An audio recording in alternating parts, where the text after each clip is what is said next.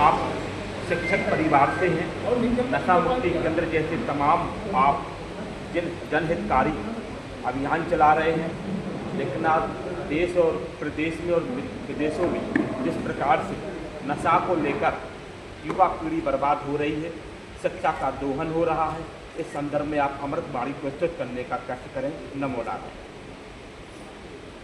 देखिए, किसी भी देश के लिए मौलिक समस्या शिक्षा होती है। हमारी सनातन शास्त्रों में कहा गया, सा विद्या या मुक्तये। विद्या वो है जो मनुष्य को मुक्ति प्रदान करती है, लिबर्टी फ्रॉम ऑल एंग्जाइटीज, जो आनंद प्रदान करता है। पर हमारी शिक्षा मैकोले की शिक्षा पद्धति है, जिसके कारण से हम अंग्रेजों की तरफ हो रहे हैं। हमारी शिक्षा पद्धति जब वैदिक पद्धति से चलती थी और आज की आधुनिक जो आर्टिफिशियल इंटेलिजेंस है, उस इंटेलिजेंस को मिलाकर एक फ्यूजन विद्या पद्धति, फ्यूजन एजुकेशनल सिस्टम अगर इस देश में लागू की जाए तो न नशा होगा, न भ्रष्टाचार होगा, न ऐसे हत्याएं होंगी और न ऐसे उत्पीड़न होगा माँ बहनों का।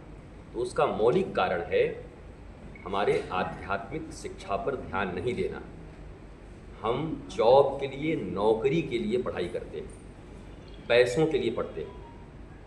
हम सुदामा की तरह श्री कृष्ण के सामने भी पर्यंक पर बैठकर श्री कृष्ण जैसे स्वर्ण नगरी के राजा होने के बाद भी अपने आंसुओं से सुदामा के पांव धोते हैं। क्या पैसा था उनके पास, सुदामा के पास?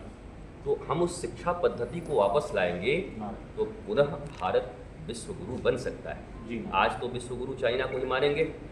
टेक्नोलॉजी उनकी अच्छी है, कृषि उनकी अच्छी है, करप्शन वहाँ कम है। तो जैसे जैसे इस सरकार ने अब प्रारंभ किया, वर्तमान सरकार से हम संतुष्ट हैं। इन्होंने सनातन की तरफ ध्यान दिया है, शिक्षा पद्धति को परिवर्तित करने की तरफ अपना ध्यान केंद्रित किया है। पुलिसिंग जो 1850 की बनी हुई थी उसको बदलने का प्रयास किया है। ब्रिटिश चीज़ों को हटाकर अपने भारत के पौराणिक चीज़ों को ला रहे हैं। तो हमें आशा है कि इनका नियत ठीक है, नीति ठीक है, तो एक दिन भारत का मंगल भी होगा। महाराज, जो आंदोलन हुआ अभी दिल्ली में, छात्रों ने आंदोलन किया और लेट इस्तीफा दिया है जो शिक्षा मंत्री। देखिए, आंदोलन करना भारत के किसी भी नागरिक का लोकतंत्र में अधिकार है। ये राजतंत्र तो है नहीं कि राजा के विरुद्ध नहीं जाना है। छात्रों को लगा कि उनको प्रोटेस्ट करना चाहिए, क्योंकि उनके नीट की परीक्षा खराब हो गई, पेपर लीक हो गए। अब वो जो छात्र थे वास्तव में दुखी थे, उन्होंने किया, पर उन छात्रों के आड़ में जिन लोगों ने देश को अस्थिर करने का प्रयास किया, मुझे विश्वास है कि गृह मंत्री ने और भारत के गृह मंत्रालय ने उनको देखा है, उनके विरुद्ध भी कार्रवाई होगी। छात्रों का स्वागत है, पर देश में अराजक स्थिति पैदा करने वाले लोग छात्रों की आड़ में जो छिपे हुए हैं, उनका स्वागत नहीं। महाराज जी, आपने हिंदू राष्ट्र को लेकर जो संतों का है वो अलग अलग मत है, सारे संतों का एक मत हिंदू राष्ट्र को लेकर नहीं है। देखिए, आप बहुत सारे चैनल के हैं, आप सबका एक मत। मैं जागरण से हूँ। आप सबका एक मत नहीं है, अलग अलग चैनल हैं आप लोग जी, और एक मंच पर आप लोग भी नहीं हैं। नहीं तो बना ही दीजिए एक बार कि भारत, केवल भारत का एक ही चैनल रहेगा, भारत चैनल। आप भी तो अलग अलग हैं ना। संत हों, शिक्षक हों, चिकित्सक हों, हर मनुष्य का मत अलग अलग होता है। वो अलग अलग मत से सत्य, धर्म और न्याय की स्थापना के लिए कार्य करें, tब उनको अच्छा कहा जाता है। अधर्म का साथ दें तो उनको बुरा कहा जाता है। मेरा ऐसा मानना है कि रावण को आप हिंदू मानते हैं कि नहीं? जी। तो रावण तो राजा था लंका का, उसको राम जी ने क्यों ध्वस्त कर दिया? हिंदू ही तो राजा था। हिंदू राष्ट्र नहीं, कर्म प्रधान विश्व करी राखा, जो जस करहि सो तस फल चाखा। हिंदू भी हो, सनातनी भी हो, पर विक्रमादित्य जैसा वो राज्य हमें स्वीकार है, और उसे ही सनातन राष्ट्र कहते हैं। उसे ही सनातन धर्म के, वैदिक धर्म के ध्वज के तले जो राष्ट्र उत्पन्न होगा, उसी राष्ट्र से विश्व गुरुता की सुगंध आएगी।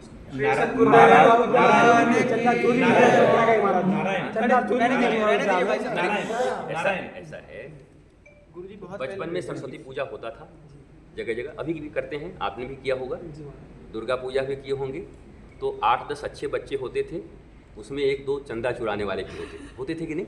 जी महाराज। तो ऐसे ही बड़े होकर के भी 500 वर्ष के बाद राम मंदिर बना। राम मंदिर जिन लोगों ने बनवाया उनकी नीयत पर आपको शंका नहीं होना चाहिए, क्योंकि उन्होंने राम मंदिर बनाने में अपना योगदान दिया है। तो न केंद्र पर न हमारे उत्तर प्रदेश की सरकार पर कोई दाग नहीं है, और जो लोगों ने ऐसा किया है संविधान के तहत उन पर विधि सम्मत कार्रवाई की जा रही है। नारायण महाराज जी आपने कहा हम सनातन धर्म कप्तान है संजीव बाजपेयी। महाराज जी आपने कहा सनातन धर्म के साथ सरकार है, लेकिन भाजपा की रैली में हनुमान जी के स्वरूप को डांस कराया जाता है, इससे आप कितने संतुष्ट हैं? नहीं, ऐसा है कि रामलीला की पद्धति हमारे यहाँ रही है, कृष्ण लीला की पद्धति हमारे यहाँ रही है, लेकिन सड़कों पर राम जी और हनुमान जी को नचाना अनुचित है मेरे हिसाब से। हिंदू समाज को सबको बैठकर विचार करना चाहिए कि रामलीला जहाँ हमारे गाँव में होती थी तो हम सीखते थे कि भगवान राम के आदर्शों को, परंतु किसी के विवाह में नचाना, किसी की रैली में नचाना, ये उचित नहीं होता है। और इस पर मुझे विश्वास है कि विचार लोग कर ही रहे होंगे धीरे धीरे। ये सामाजिक कुरीति है, ये हर जगह हो रहा है, आपको भी ध्यान देना है, हमको भी ध्यान देना है। आज वैसा हुआ इसलिए आप प्रश्न उठा रहे हैं, और ऐसा हुआ है इसलिए मैं जवाब भी दे रहा हूँ। तो हम अगर सामाजिक तौर पर इसका प्रयास करेंगे तो ये रुक जाएगा, और इसे रुकना चाहिए। महाराज जी सनातन बोर्ड की बात हो रही है, युवाओं के लिए क्या संदेश आप देना चाहेंगे? अरे ये युवाओं के लिए संदेश है। हर बालक पहले बालक होता है, जन्म होता है, जन्म के बाद अगर उसका लालन पालन ठीक होगा तभी तो युवा बनेगा। अगर बच्चे का गलत लालन पालन हुआ, माता पिता ने गलत तरीके से उनको, माता पिता भी गलत हो सकते हैं कि नहीं हो सकते, आपको पता है? रावण ने अपने बेटों को कैसे पाला? दुर्योधन किसका बेटा था? गांधारी और धृतराष्ट्र। अगर माता पिता सही होते तो दुर्योधन ऐसा कैसे होता? तो इसका मतलब ये है बच्चे का लालन पालन सनातनी विद्या पद्धति से होगी। इसीलिए सनातन विश्वविद्यालय का निर्माण मैं करने जा रहा हूँ, और गुरुकुलम जो भारत के 6,40,000 गाँवों में बहुत जल्द प्रारंभ होने जा रही है। मैंने फिर कहा, फ्यूज़न एजुकेशनल सिस्टम, हमारी प्राचीन विद्या और अभी AI टेक्नोलॉजी, रोबोटिक साइंस, इन सब को मिलाकर हम ऐसी विद्या पद्धति तैयार करेंगे जिससे वो वेद का मंत्र भी पाठ कर सकें और AI की जितनी कोडिंग है वो बाएं हाथ से कर सकें। यही शिक्षा पद्धति है। महाराज जी सनातन बोर्ड के बारे में कुछ क्या कहें? प्रणाम। सनातन बोर्ड नारायण